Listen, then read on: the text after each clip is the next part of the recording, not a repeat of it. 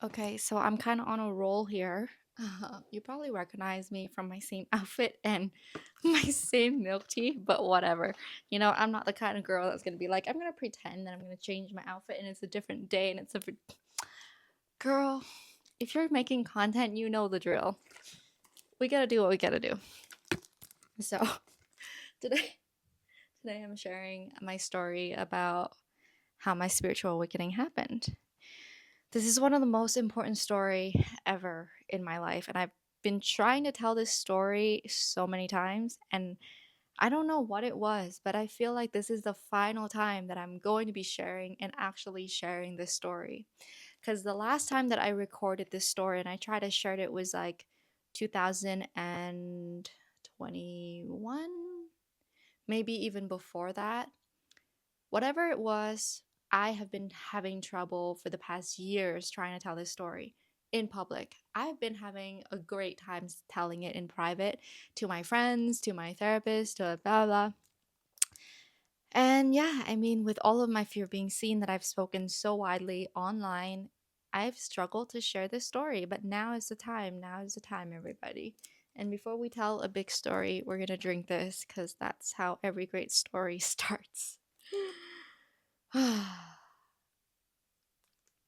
Mm,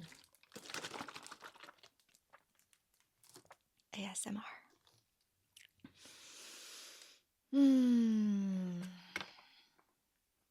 Once upon a time in 2015, your girl was 18 years old. Was I 18? I was 18. Was I 18? I was 18. Oh my God. Okay. I was 18 years old. Yes. I had just gotten into university for my first year. I was studying at the University of British Columbia. Very beautiful campus. I was very happy. I was so excited. I was like, oh, amazing. I'm going to make so many friends. I'm going to da da da da da. I had all this thing. I was living on campus. A beautiful day. I think it was like October. Yeah, beautiful day in October during a midterm exam season. My friend has asked me to go and grab pho, Vietnamese food, after our exam or after studying for our exam. And I was like, yeah, sure, no problem, let's do it. 11 p.m., right? We're like, okay, pick a place a little bit off campus because that's the only place that's open at this time. So here we went. I went into this person's car, my friend, no longer friends, but for different reasons. Um, Went into this person's car and I was playing music. I was responsible to be the DJ. At the time, I was very into EDM. I was I was just graduating from my phase of being a rave girl, like raving all the time. That was like my high school years, but university I've slowed down quite a bit. But still, I was like listening to EDM. I was really into it, and I was listening to this song called "Beautiful Now" by Zed.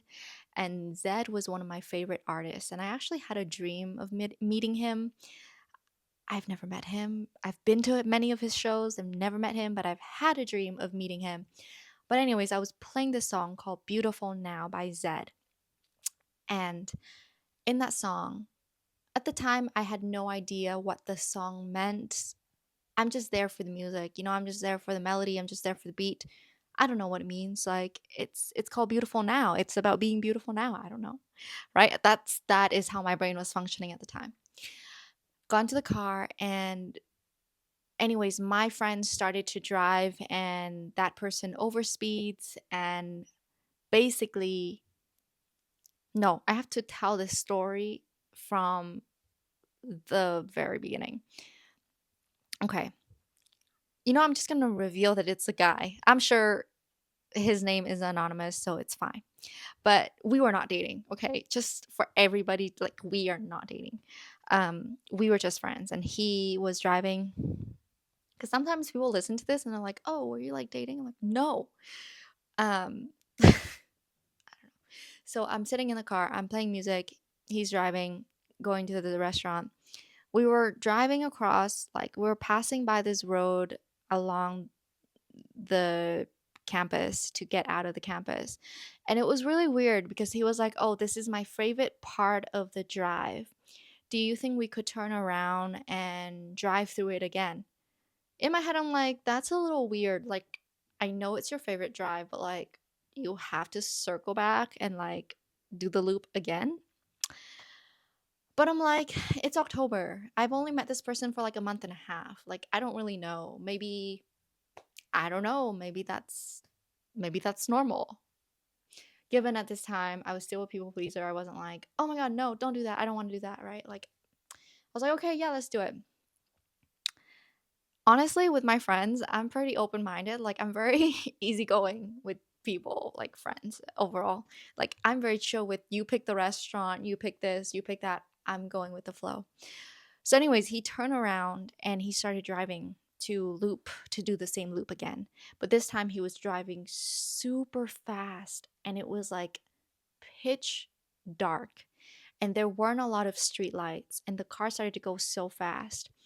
And I remember in my head, I'm saying to myself, I should tell him to slow down. But then I kind of held myself back a little bit. I'm like, ooh, but I don't know if I should say that, right? Like at that time, I was still 18. I had not yet learned how to set boundaries. If it was me now, I would have been like, dude, can you slow the fuck down?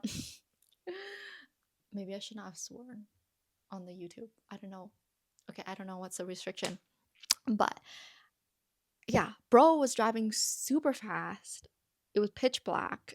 And I'm like, dude, this guy needs to slow down. But I didn't say it. And when I thought about actually saying it, the car has hit a cement roadblock that was supposed to block between the road and the hill going down to the beach.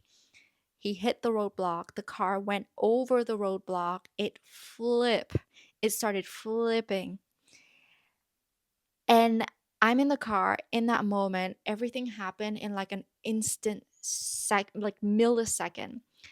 I suddenly saw white lights, all white lights in front of me. I saw uh, like a 360 views of my whole life being flashed before my eyes. I saw myself as a baby, and then as a teenager, as an adult, um, as a mother, as a old lady, 90 years old. I saw that entire thing in like a flash of a second, and all in white lights. And I remember the question being like, "Are you ready to go?" And in my head, I was like, "Yes, I'm ready." I felt the most peaceful surrender of my life up to that point. I was like, I'm good. If I go now, I'm good. Even though I was 18, people would have said, like, oh, you have so much ahead of you. Like, there are so many things you haven't done. There are so many dreams. But in that moment, I felt a beautiful surrender. I was like, yeah, take me. Unfortunately, I'm here. It's not unfortunate, actually. Unfortunately, they like God didn't listen to me. God had a different plan, and God was like, nope, you're here. And fortunately, I'm here. Okay, I have to clarify that. And I'm so grateful because after that experience, I remember the car was like, it was hung upside down. I took off my seatbelt, I kind of fell into the ground, and I got myself up. I ran up and I looked up at the sky. I was lying down on the grass field. It was like university grass field. I lied down and I looked up and I was like, wow, the sky is full of stars. And I was saved. And I'm meant to live. I'm meant to be here for a reason.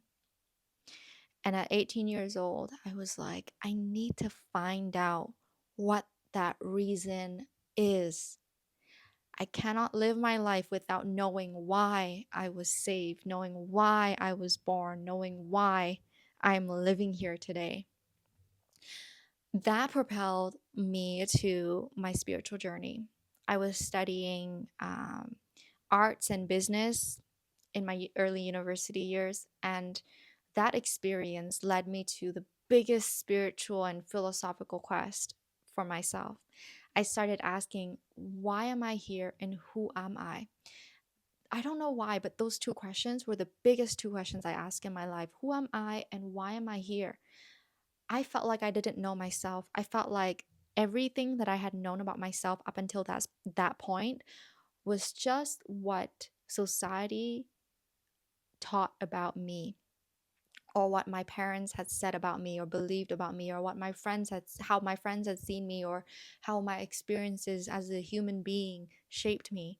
But I didn't really know who I was. I didn't know what my soul was. Like, I didn't know who I was truly am at the core.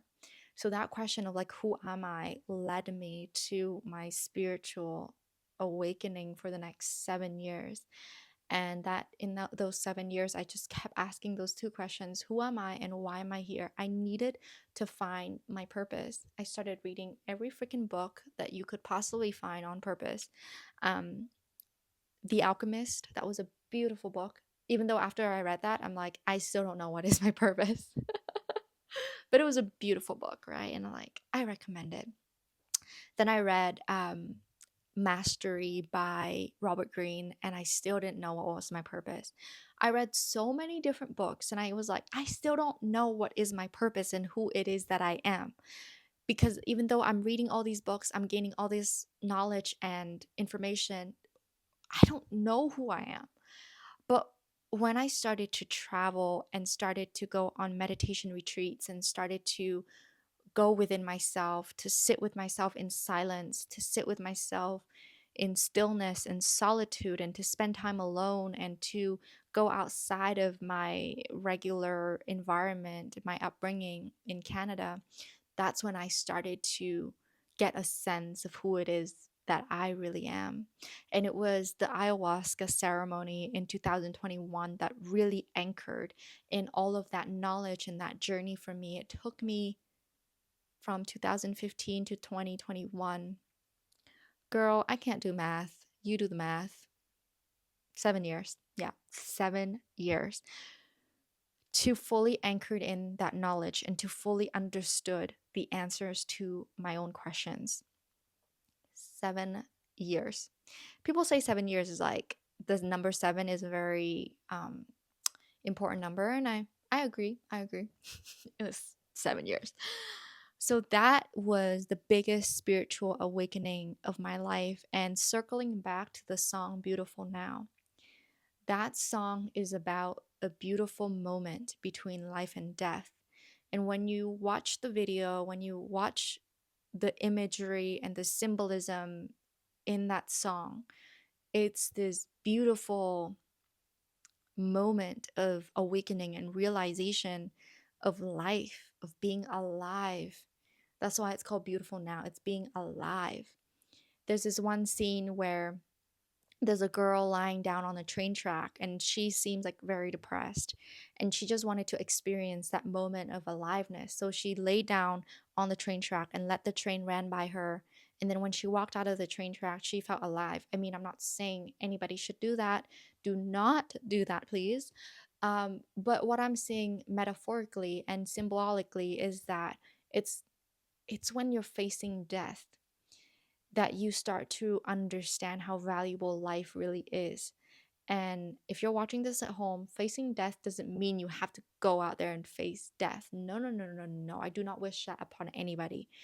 It's to internally, mentally look at yourself and understand that you have a limited time on earth, that you could go and leave and die at any time.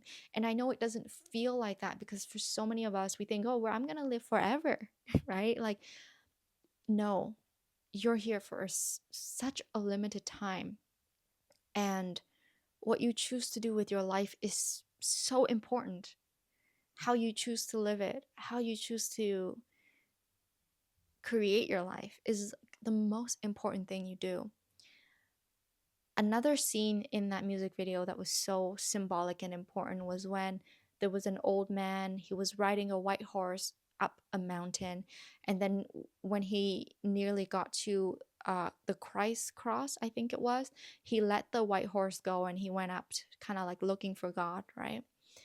And when I looked at those scenes and I looked at why that song was playing during my car accident and the whole journey that I had gone on, it's the most beautiful synchronicity I've ever had in my life. And every time I tell that story, it just blows my mind. It's a movie. It's like God exists.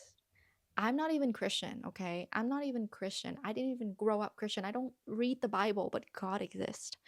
God, the universe, Buddha, whatever you call that force, that life force energy, that higher power. You can even call it science. Like I don't even know what you call it. Quantum field, you can call it whatever, life, universe. It exists. And it is the power, the higher power that guides our life every step of the way.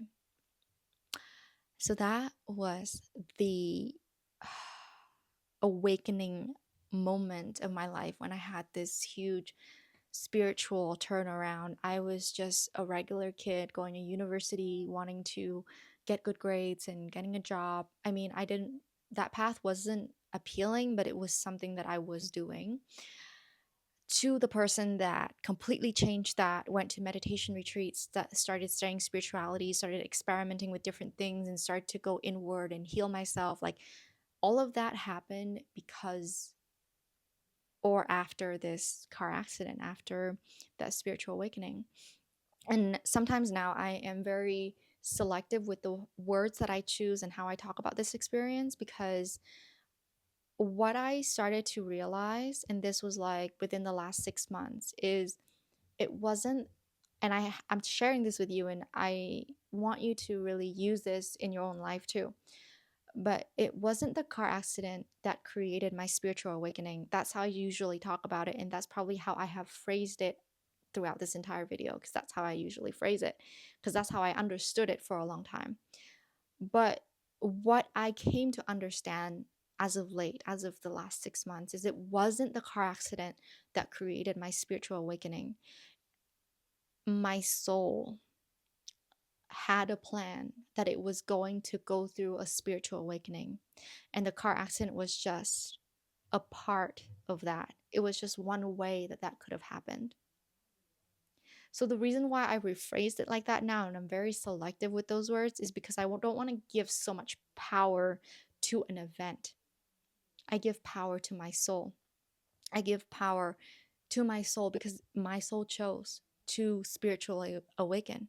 And yes, the higher being, God, guardian angels, they chose to save me in that moment. But I don't give the actual event so much power. My soul chose this. The event was a catalyst, it was an assistance. It doesn't always have to be an assistance, anything can be an assistance.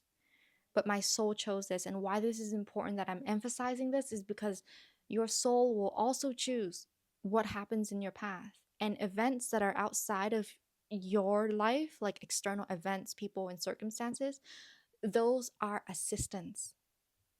They are not the ultimate force. Don't give any external event or circumstances power. Your soul has the power, and everything else outside of you is only an assistance to what your soul has already chosen for your path. That is a very important distinction that I have to make for both me and for you to know that your soul has so much power, mystical, hidden, infinite, like you can't even understand or know what it is, but it's like it exists, you know? All of this is to say that since then, spirituality, I can't even talk anymore.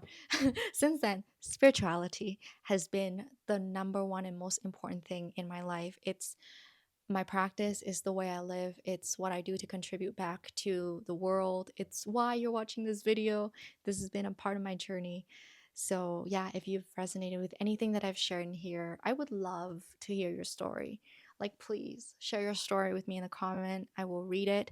And if it's too personal, you can send me an email or send me a message on Instagram. But I would love to hear your story. We all have stories. I would love to hear yours. So please share with me yours, and anything you want to share, an encouraging comment, I will welcome that in the comment section. But thank you for listening to this video, and I'm so grateful that you're here. And I hope to have more chances and opportunities to connect with you for the rest of our life.